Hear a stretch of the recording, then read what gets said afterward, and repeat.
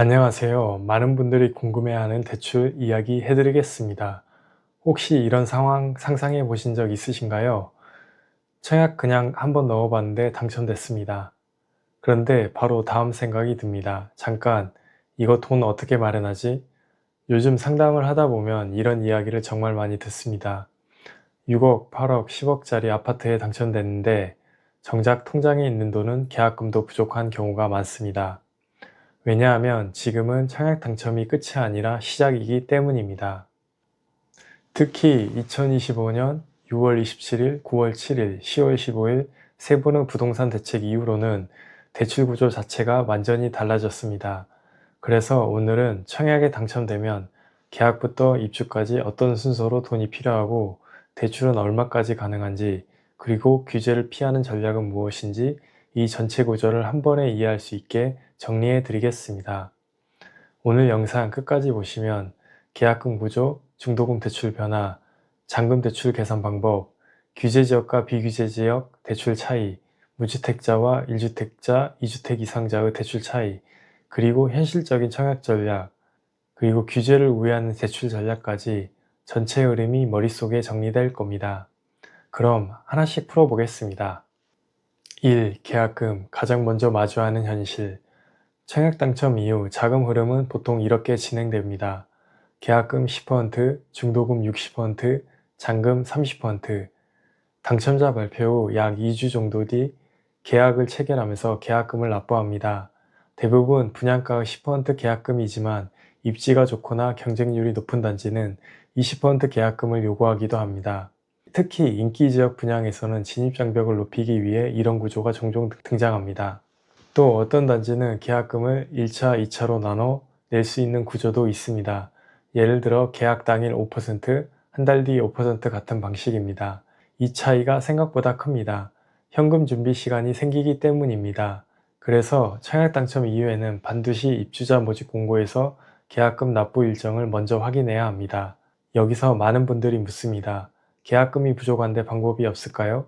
보통 신용대출을 떠올리는데 이 부분은 정말 신중해야 합니다.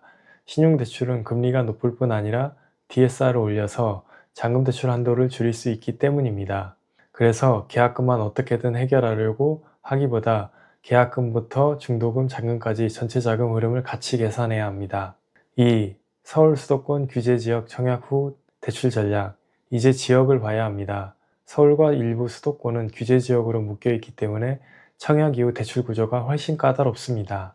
특히 9월 7일 대책 이후 규제지역 중도금 대출은 보통 분양가의 40% 수준으로 이해해야 합니다. 문제는 집어넣어야 할 중도금이 보통 60%라는 점입니다. 즉 중도금 60% 중 규제지역에서 가능한 중도금 대출 40%, 그리고 나머지 20%는 직접 현금으로 마련해야 하는 상황이 생깁니다.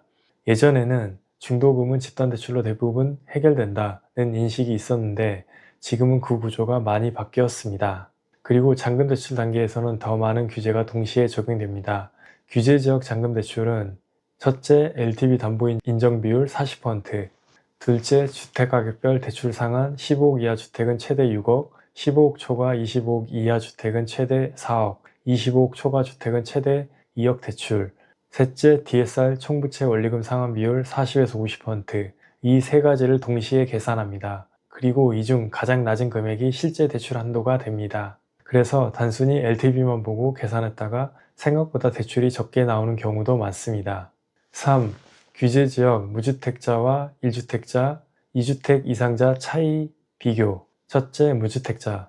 무주택자라고 해서 대출이 넉넉하게 나오는 것은 아닙니다. 9월 7일 대책 이후 규제지역 무주택자 LTV는 50%에서 40%로 강화됐습니다.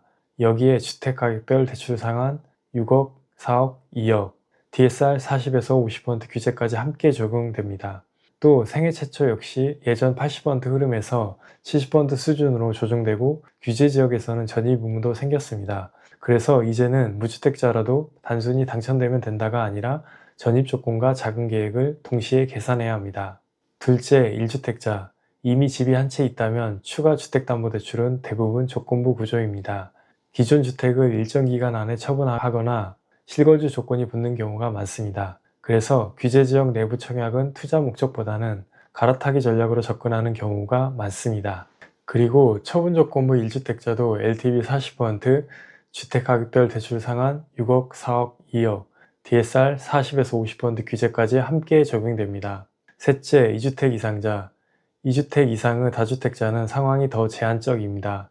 서울과 수도권에서는 주택 구입 목적 주담대나 보유아파트 담보 가계자금 주담대가 사실상 금지, LTV 0%에 가까운 구조입니다. 그래서 대출 없이 자기자본 중심으로 접근해야 하는 경우가 많습니다. 4. 비규제 지역 청약 대출 전략. 비규제 지역은 상대적으로 여유가 있습니다. LTV 60에서 70% 가능, 규제 지역보다 완화된 구조, 다주택자도 일부 가능. 예를 들어 6억 아파트라면 LTV 60%는 3억 6천만원, LTV 70%는 4억 2천만원 대출 가능 구간이 열립니다. 이렇게 비규제 지역 LTV 40%보다 높은 비규제 지역의 LTV 60에서 70% 한도로 인해서 비규제 지역은 실제로 중도금 초과분을 메우거나 잔금 자금을 맞추는 데 있어 규제 지역에 비해 더 유리하게 됩니다. 그리고 꼭 기억하셔야 합니다. 잔금 때는 단순히 30%만 준비하면 끝나는 구조가 아닙니다. 중도금 대출은 잔금 때 대부분 모두 상환하는 구조로서 결국 계약금을 제외한 90% 자금을 마련해야 합니다. 5. 비규제 지역 무주택자, 1주택자, 2주택 이상자 비교. 첫째, 무주택자. 비규제 지역에서는 무주택자 기준 LTV 70%까지 가능할 수 있습니다. 하지만 여기서도 DSR 40에서 50% 규제는 동일하게 적용됩니다. 또 만약 무주택자가 서울과 수도권 일부 지역의 규제 지역을 매수한다면 주택가격별 대출 상한 6억, 4억, 2억과 DSR 40에서 50%가 적용될 수 있기 때문에 LTV만 보고 계산하면 실제와 차이가 날 수 있습니다. 둘째, 1주택자. 비규제 지역에서는 기존 주택 처분 조건 없이도 추가 담보대출이 가능한 경우가 있습니다. 그래서 중도금과 잔금 자금 계획을 세울 때 규제 지역보다 자금 운용 후 여유가 생길 수 있습니다. 그리고 잔금 대출 한도 계산은 위의 무주택자의 기준과 같습니다. LTV 60에서 70% 적용, DSR 40에서 50% 적용. 그런데 1주택에 가계대출이 있는 상태에서 주택 추가 매수 시는 DSR 한도가 차서 대출이 나올 수 있나 확인이 필요합니다. 셋째, 2주택 이상자. 비규제 지역은 규제 지역처럼 완전히 막혀 있지는 않습니다. 잔금 대출이나 담보대출 한도 계산은 위의 무주택자의 기준과 같습니다. LTV 60에서 70% 적용, DSR 40에서 50% 적용. 하지만 DSR 40에서 50% 규제를 맞춰야 하기 때문에 대출이 충분히 나오지 않을 가능성은 있습니다. 6. 전략적 접근. 서울 근접 비규제 지역. 현금이 부족하다면 서울과 수도권 일부 규제 지역에서 무리하게 청약하기보다 서울 생활권 비규제 지역을 노리는 전략도 있습니다. 예를 들어 구리, 남양주 일부, 하남 일부 같은 지역입니다. 이런 지역은 서울 접근성 좋고 LTV 60에서 70% 적용, 대출 여지 존재, 미래 가치 가능성이라는 장점이 있습니다. 즉 서울 생활권은 유지하고 투자 가치 높고 대출 규제는 덜 받는 구조가 될 수 있습니다. 7. 현실적인 자금 전략 정리. 청약 이후 자금 전략은 다음 순서로 계산해야 합니다. 계약금 구조 확인, 중도금 대출 비율 확인, 잔금 대출 한도, LTV, DSR 40에서 50%, 가격 상한 6억, 4억, 2억 이 세 가지 조건 확인하고 그 다음 부대 비용 계산합니다. 이 중 많은 분들이 고민하는 계약금의 경우엔 신용대출이 아니라면 이미 기존에 보유한 아파트나 주택 등을 활용해서 사업자 대상 아파트 후순위 담보대출이나 사업자 대상 주택담보대출을 활용하는 방법 등이 있습니다. 이건 영상 마지막에 나오는 영상 2개나 고정 댓글 링크를 확인해 보시면 됩니다. 실거주 또는 전세 전략. 특히 예전에는 전세로 잔금을 맞추는 구조가 많이 활용됐지만 전입의무 규정 때문에 서울과 수도권 일부 규제 지역에서는 활용이 어려워진 경우가 많습니다. 그래서 지금은 전세 전략도 지역과 규제 여부를 함께 고려해야 합니다. 8. 결론, 숫자로 보는 청약 전략. 청약은 여전히 기회입니다. 하지만 지금은 감정이 아니라 계산으로 접근해야 하는 시장입니다. 당첨 문자를 받았다면 첫째, 계약금 구조와 마련 방법, 사업자, 아파트 후순위 대출 등. 둘째, 규제지역 여부에 따른 중도금 대출 가능 금액. 셋째, 규제지역 여부와 주택 보유수, 자신의 소득 등에 따른 잔금 대출 한도 확인. 넷째, 매수 시 여러 부대 비용, 세금, 법무사비, 확장비, 옵션비 등. 다섯째, 규제지역, 비규제지역 여부에 따른 전입 의무 여부에 따른 전세로 잔금이 가능한지 여부, 이 5가지를 먼저 숫자로 계산해 보세요. 그 계산이 끝나면 청약을 유지할지 포기할지 다른 지역을 노릴지 자연스럽게 답이 보일 겁니다.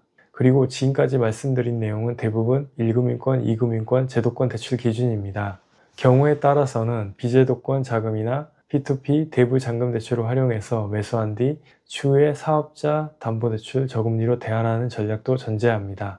이 부분은 영상 마지막에 나오는 영상 2개나 고정 댓글에 있는 영상을 참고하시길 바랍니다. 감사합니다.